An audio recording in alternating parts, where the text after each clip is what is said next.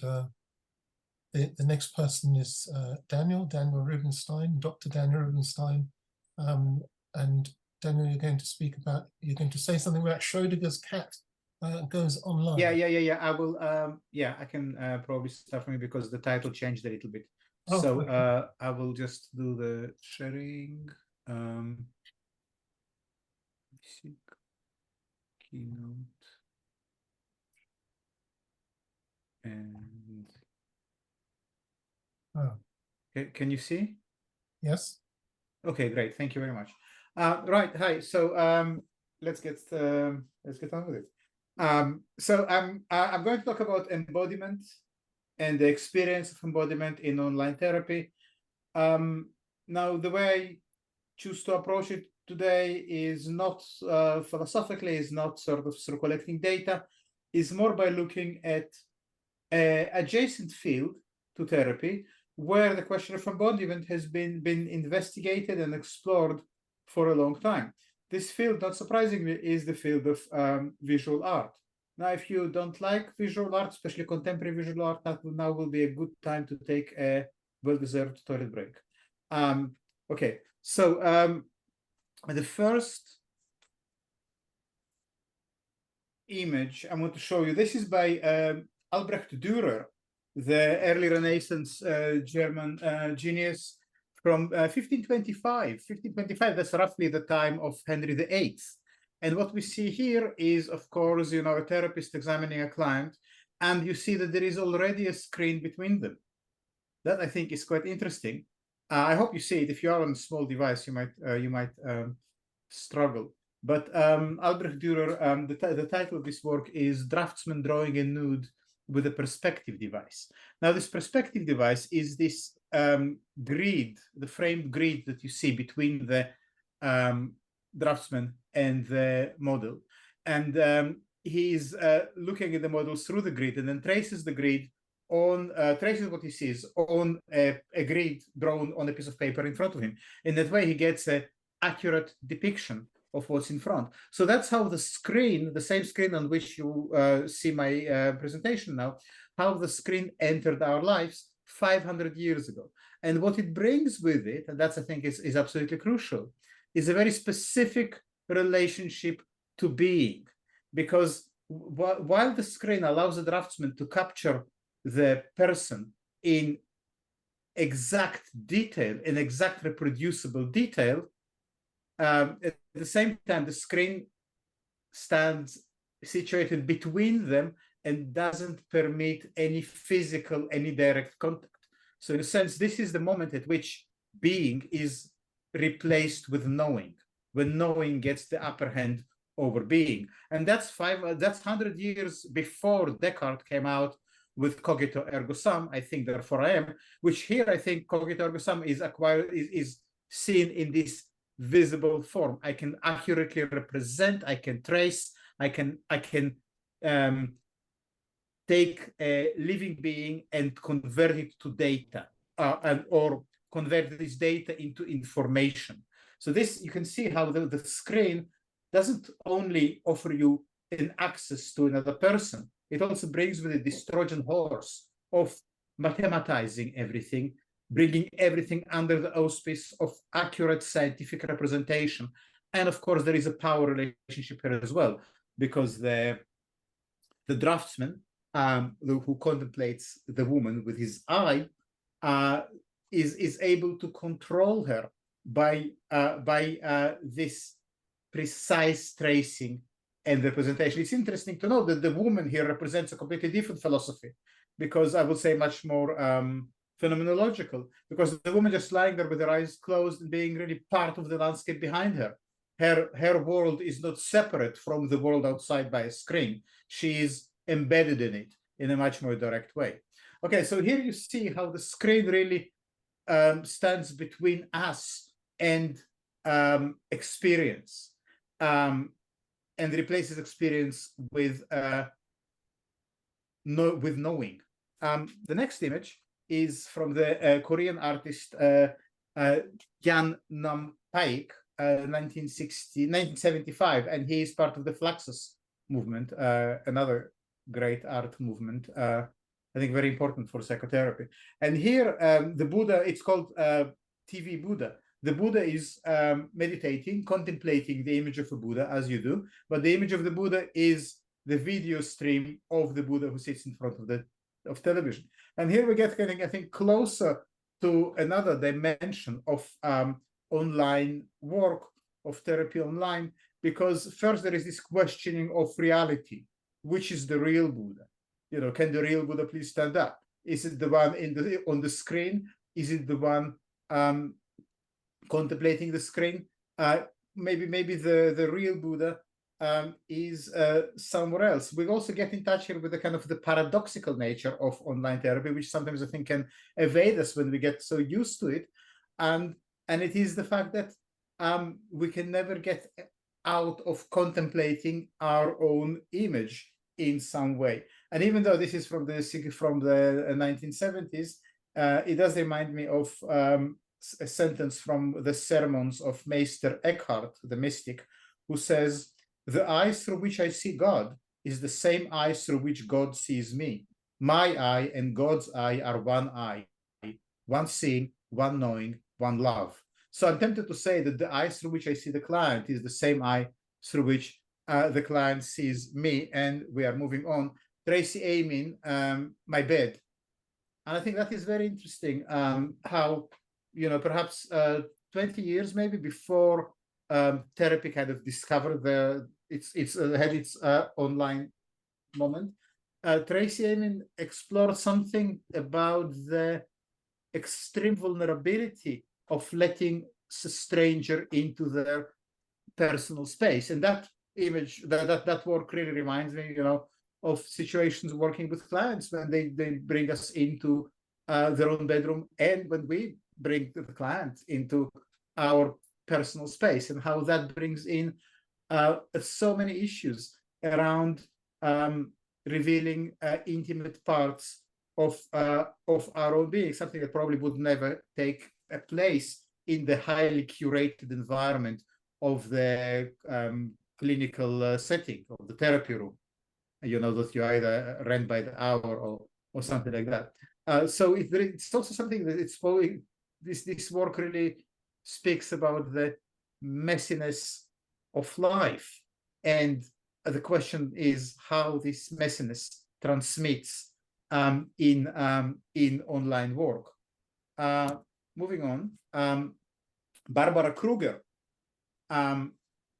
The title of this work is "Your Body is a Battleground," and I think that's perhaps a very succinct depiction of what phenomenology really means.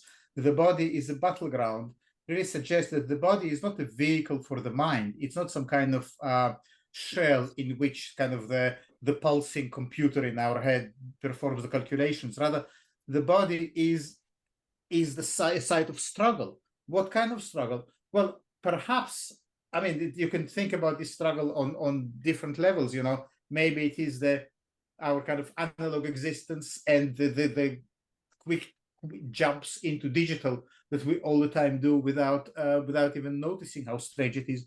But also, I think the body here is a battleground because the mediation of the screen can be considered like the space where the body is being weaponized in some way, weaponized against itself. So perhaps, you know, well, Lacan said that the unconscious is structured like language, but perhaps we need to start thinking that the unconscious is structured like mass media. And because mass media is the environment through which we engage with our client, you know, the screen. So, so what if the qualities we can identify in the screen are similar or correspond to qualities that operate in the unconscious? Moving on, and that is, of course, Artemisia Gentileschi, early Baroque Italian painter, and here she paints. This is a painting of Judith slaying Holofernes. Now that is somehow speaks about the notion of embodiment in online therapy in a kind of direct way. The visceral act of physicality in this artwork really kind of underscores the importance of the body in an online environment, but how, in what way the body really appears in online environment? Or are we, as Dürer suggested, really just dealing with data? Is the unconscious becomes data, becomes information online? Or is there something visceral that is being maintained? Moving on, that is one of the images from the well-known theme of Roman charity.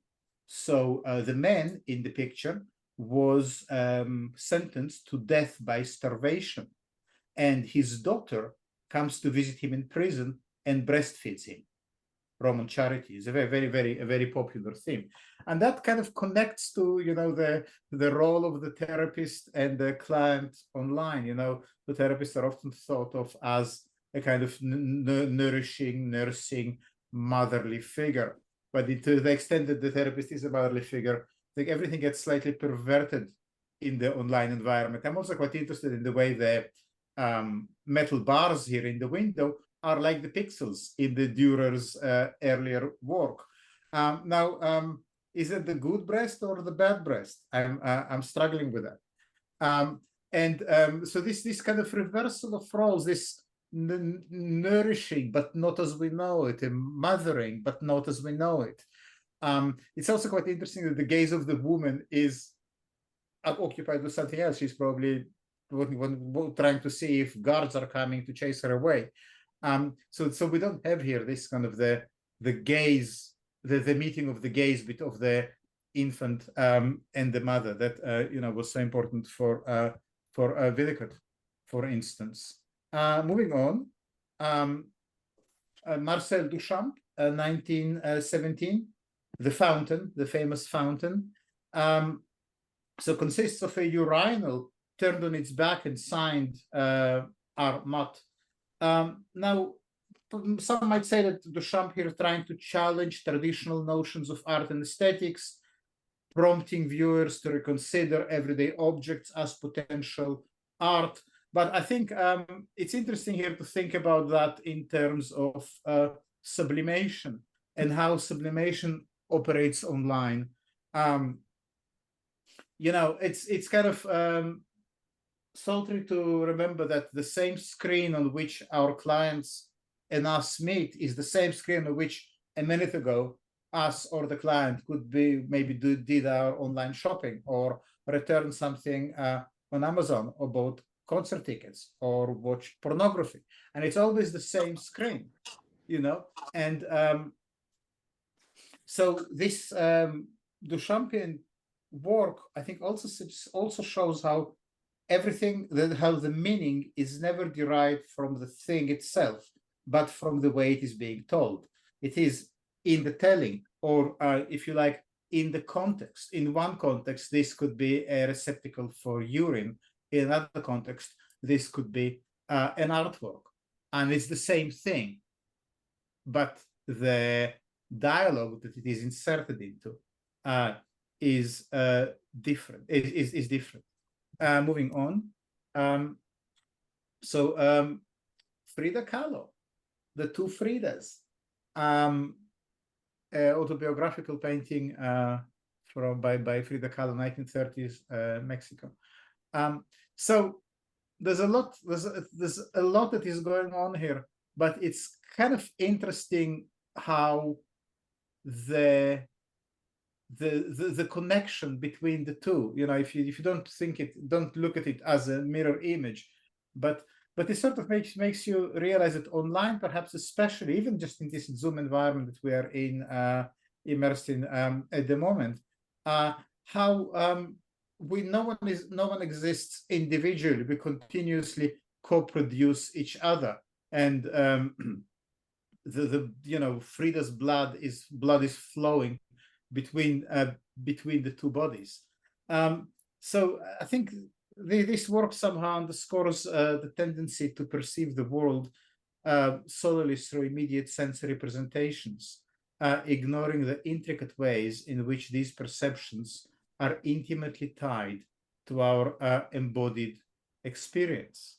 And I will end with Andres Serrano, 1980s, Peace Christ. Peace Christ. So Serrano took a small figurine of Jesus and submerged it in a glass of his own urine and photographed.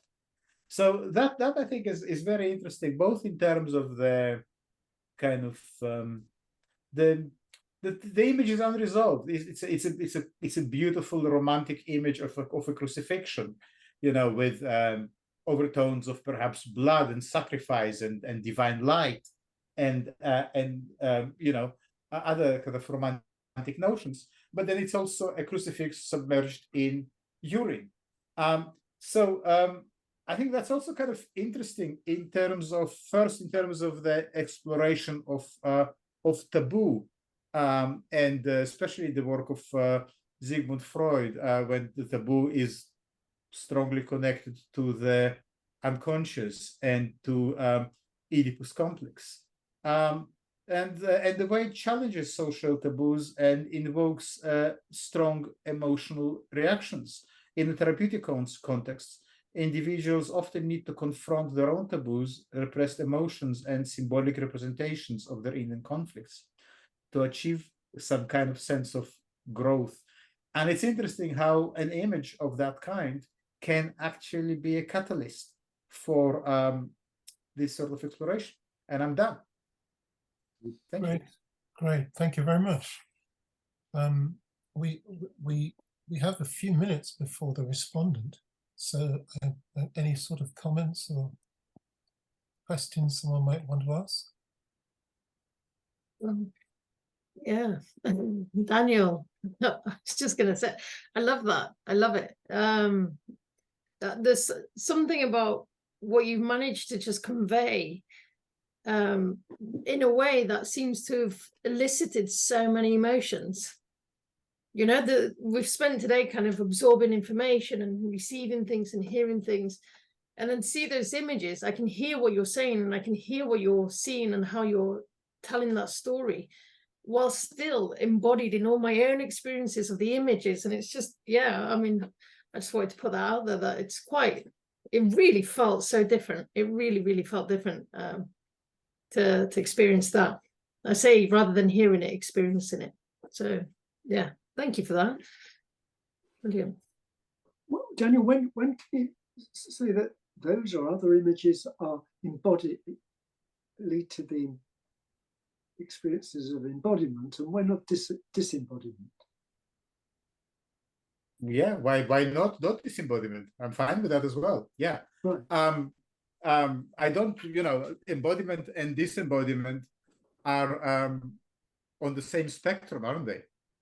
They're not binary opposites, unless you want to be Cartesian about it. Right. You know, you need some kind of disembodiment in order to embody something. I suppose I'm thinking of when is technology embodying and when is it disembodying? Well, I think then you need to perhaps we need to maybe talk a little bit more about what we mean. But I was not really concerned with defining embodiment. I was more interested in how in each of these works there is an aspect of embodiment that is being interrogated. Right. For instance, in how in Dürer embodiment is replaced with information. Right. You know, and how in Serrano. Well, but it's being replaced by information, so isn't that a form of disembodiment? It's absolutely a form of disembodiment. Yes, and I think, you know, what in the first image, what we see in this draftsman is really how the rationalistic mindset sets in. Everything that I showed Hans offers an alternative to that. For instance, Tracy Emin's My Bed is highly embodied, and shows how embodiment and vulnerability are so linked. Yes. You know, you really put your ass on the line, literally.